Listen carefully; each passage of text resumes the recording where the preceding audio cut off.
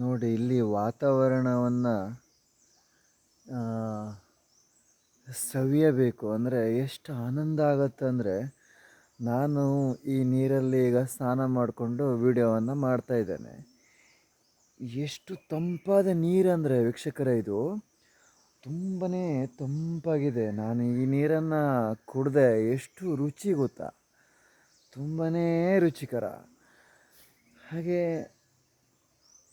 ನೋಡಿ ಇಲ್ಲೆಲ್ಲ ಎಷ್ಟು ಸೈಲೆಂಟಾದ ವಾತಾವರಣ ಅಂತ ನೋಡಿ,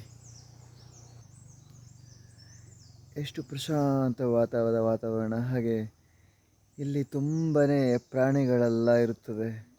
ಜಿಂಕೆ, ಹಾಗೆ ಕಾಡು ಕೋಣ, ಹುಲಿ, ಇನ್ನಿತರ ಹಲವಾರು ಪ್ರಾಣಿಗಳು. ಯಾಕಂದರೆ ಇಲ್ಲಿ ನೀರು ಹರಿತಾ ಇದೆಯಲ್ಲ ವೀಕ್ಷಕರೇ, ಇದು ಏಪ್ರಿಲ್ ಮೇ ಎಂಡಾದರೂ ಕೂಡ ಇದು ಖಾಲಿ ಆಗೋಲ್ಲ ನೀರು, ಗೊತ್ತಾ ನಿಮಗೆ.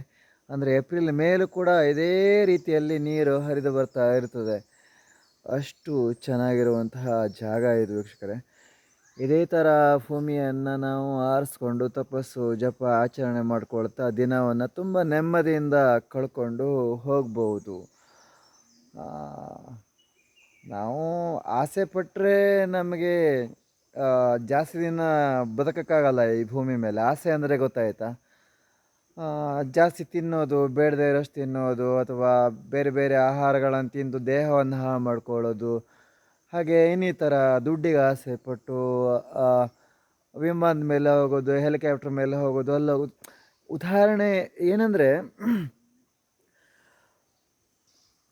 ನೋಡಿ ಮೊನ್ನೆ ಒಂದು ವಿಮಾನ ಬಿದ್ದು ಎಷ್ಟೋ ಜನ ಸತ್ತು ಹೋದರು. ಅವ್ರ ಹತ್ರ ಬೇಕಾದಷ್ಟು ದುಡ್ಡಿತ್ತು, ಅರ್ಥ ಆಯ್ತಾ. ಆದರೆ ಏನು ಮಾಡೋದು ಹೇಳಿ, ದುಡ್ಡು ಕಾಪಾಡ್ತಾ ಇಲ್ಲ ಅಲ್ವಾ. ಅದಕ್ಕೆ ನಾನು ಕೆಲವೊಮ್ಮೆ ಯೋಚನೆ ಮಾಡ್ತೇನೆ, ಒಂದು ಬೈಕ್ ಓಡಿಸುವಾಗಲೂ ಯೋಚನೆ ಮಾಡ್ತೇನೆ, ಒಂದು ಕಾರ್ ಓಡಿಸುವಾಗಲೂ ಯೋಚನೆ ಮಾಡ್ತೇನೆ, ಯಾಕಪ್ಪ ಇದೆಲ್ಲ ಬೇಕಾ ನನಗೆ. ಕೆಲವೊಮ್ಮೆ ಅನಿಸ್ಬಿಡುತ್ತೆ, ಯಾಕಪ್ಪ ಇದು ಬೈಕ್ ಓಡಿಸೋದು, ಕಾರ್ ಓಡಿಸೋದು, ಲಾಂಗ್ ಜರ್ನಿ. ನಿಮ್ಗೆ ಹೇಳ್ತೀನಿ, ಒಂದು 200-100 ಕಿಲೋಮೀಟ್ರೆಲ್ಲ ಬೈಕೆಲ್ಲ ಓಡಿಸ್ಬಿಟ್ರೆ ತುಂಬಾ ಸುಸ್ತು ಆಯಾಸ. ಅದೇ ಬಸ್ ಮೇಲೆ ಕೂತ್ಕೊಂಡು ಹೋದರೆ ಟೆನ್ಷನ್ ಇಲ್ಲ ಅನಿಸುತ್ತೆ, ಅನ್ನೋ ಕೆಲವೊಮ್ಮೆ ಬೇಜಾರಾಗಿಬಿಡುತ್ತೆ. ಹೀಗೆಲ್ಲ ಅನಿಸಿದ್ದುಂಟು. ಅದೇ ಅದಕ್ಕೆ ನೀವು ಯಾರೆಲ್ಲ ಒಂದು ದೈವ ಸಿದ್ಧಿಯನ್ನು ಮಾಡಬೇಕಂತ ಇದ್ದೀರಿ, ಸಾಮಾನ್ಯವಾಗಿ ಕಾಡಿಲ್ಲದೆ ಇರೋ ಭೂಮಿನೇ ಇಲ್ಲ ಅಲ್ವ. ಎಲ್ಲ ಕಡೆನೂ ಕಾಡಿದೆ. ನೀವೆಲ್ಲ ಸಿದ್ಧಿ ಮಾಡಬೇಕು ಅಂತ ಅಂದ್ಕೊಳ್ಳೋರು ಇಂತಹ ಒಂದು ಪ್ರಶಾಂತವಾದ ಭೂಮಿಯನ್ನು ಆರಿಸ್ಕೊಳ್ಳಿ. ಮೊದಲು ನಾವು ಕುತ್ಕೊಳ್ಳೋದನ್ನು ಕಲಿಬೇಕು. ಪದ್ಮಾಸನದಲ್ಲಿ ಕುತ್ಕೊಳ್ಳೋದು ಜಾಸ್ತಿ ಸಮಯ ಕುತ್ಕೊಳ್ಳೋದನ್ನು ಕಲ್ತ್ಕೋಬೇಕು. 1 ತಾಸು, 2 ತಾಸು, 3 ತಾಸು ಹೀಗೆ ಕಣ್ಣು ಮುಚ್ಕೊಂಡು ಕುತ್ಕೊಳ್ಳೋದನ್ನು ಕಲಿಬೇಕು. ಆದರೆ ನಮ್ಮ ಮುಂದೆ ದೇವರ ಫೋಟೋವನ್ನು ಇಟ್ಕೋಬೇಕು ನಾವು ಸಿದ್ಧಿ ಮಾಡುವಾಗ, ಅರ್ಥ ಆಯ್ತಾ. ದೇವರ ಫೋಟೋ ಸಾಕಾಗುತ್ತೆ, ಇಲ್ಲ ಮೂರ್ತಿ ಇದ್ದರೂ ಮೂರ್ತಿನೂ ಸಾಕಾಗುತ್ತದೆ. ಹೀಗೆ ಸಿದ್ಧಿ ಮಾಡ್ಕೊತ ಹೋಗೋದು. ನಾನೆಲ್ಲ ಹಾಗೆ ಇಂಥ ಪ್ರಶಾಂತವಾದ ಜಾಗ ಸಿಕ್ಕಿದರೆ ಕೂತ್ಕೊಳ್ತಿದ್ದೆ ಮೊದಲು. ಇವಾಗ ಸಂಚಾರ, ದೇವ್ರ ದರ್ಶನ, ಹಾಗೆ ಅದು ಇದನ್ನೆಲ್ಲ ಮಾಡ್ಕೊತಾನೆ. ಮೊದಲೇ ಕೂತ್ಕೊಳ್ತಾ ಇದ್ದೇನೆ, ನನಗೆ ಸಿದ್ಧಿ ಪಡ್ಕೊಳ್ಳೋದು ಮುಖ್ಯ ಆಗಿತ್ತು. ಇವಾಗ ನಾನು ಸಿದ್ಧಿ ಪಡ್ಕೊಂಡು ಆಗಿದೆ, ಇನ್ನೂ ನಾನು ಆರಿಸ್ಕೋಬೇಕು ಯಾವ ಜೀವನ ನನಗೆ ಬೇಕು ಅಂತ. ತಪಸ್ಸು ಮಾಡ್ತಾ ದಿನ ಕಳೆಯೋ ಜೀವನ ಬೇಕೋ, ಅಥವಾ ಸಂಚಾರ ಮಾಡ್ತಾ ಧರ್ಮ ಮಾಡೋ ಒಂದು ಜೀವನ ಬೇಕೋ, ಅಥವಾ ಎಲ್ಲಾದರೂ ಒಂದು ಕಡೆ ದೇವ್ರ ಪೂಜೆ ಮಾಡ್ಕೊತ ಸುಮ್ಮನೆ ನನ್ನ ಪಾಡಿಗೆ ನಾನು ಜಪ ಮಾಡ್ಕೊತ ಜೀವನ ಬೇಕು. ಹೀಗೆ ಯಾವುದು ಬೇಕಾದರೂ ನಾವು ಇಲ್ಲಿ ಆರಿಸ್ಕೊಳ್ಬೋದು. ತುಂಬ ಇದೆ, 1000 ಮಾರ್ಗ ಇದೆ ಸಿದ್ಧಿ ಮಾಡ್ಕೊಂಡವರಿಗೆ, 1000 ಮಾರ್ಗ, ಗೊತ್ತಾ ನಿಮಗೆ. ಹೀಗೆ ವೀಕ್ಷಕರೇ, ಈ ಪ್ರಕೃತಿಯ ವಾತಾವರಣವೆಲ್ಲ ನನಗೆ ಒಂದು ದಿನ ಸವಿಯಲಿಲ್ಲ ಅಂದರೆ ತುಂಬ ದುಃಖ ಆಗ್ತದೆ.